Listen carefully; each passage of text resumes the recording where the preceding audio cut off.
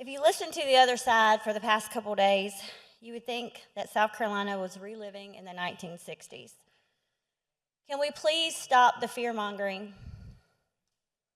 Jim Crow does not exist in South Carolina. People are not being blocked from voting because of the color of their skin. And every eligible voter in this state, black, white, Republican, Democrat, or independent, has the exact same right to walk into a voting booth and make their voices heard. That is a fact. Although we've heard hours of testimony that the voters are too dumb to figure out when they need to vote or choose their candidate, what about the people that are drawn in the six that want their voices to be heard? Don't you think they are tired of being told they're living in the corridor of shame? Maybe they're excited about this change. Maybe they're excited about new representation. The Democrats keep calling this chaos, but what they really mean is they are upset because the political math may no longer benefit them in the way that they want to. Maps change, populations change, courts rule, legislatures respond. That's how the constitutional process works. And let's stop acting like redistricting is some brand new evil that the Republicans have come up with. Both parties fight over maps all the time across the country because their representation matters. What Republicans are trying to do is to make the districts more fair and balanced, not pack huge concentrations of Democrat voters into one district while manipulating surrounding districts for political advantage. That's not suppression, it's common sense, people. And you screaming that Donald Trump personally drew these lines does not make it true.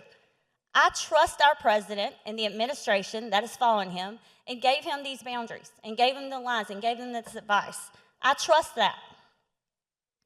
The truth is, South Carolina voters are smarter than the political elites give them credit for. They care about inflation. They care about public safety. They care about border security. They care about jobs, energy, and being able to afford groceries again. And while Democrats continue to divide the American people by race and fear, President Donald Trump has built a movement focused on putting America first, all Americans. Record low unemployment, opportunity zones, historic support for HBCUs, a secure border, energy independence, and a couple people could actually afford to live in.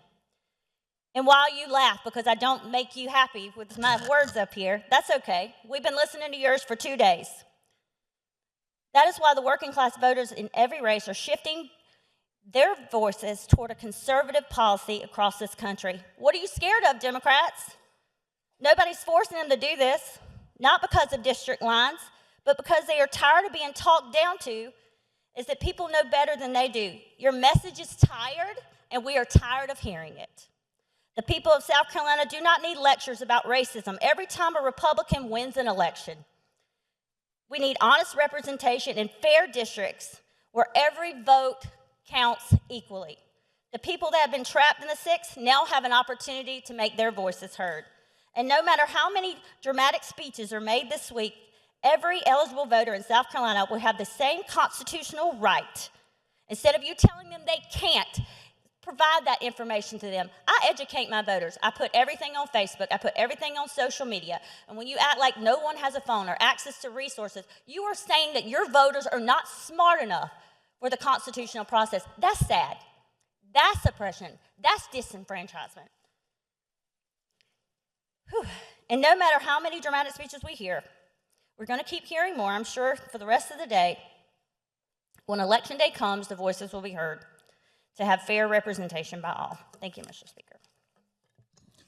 Thank you, Ms. Oremus.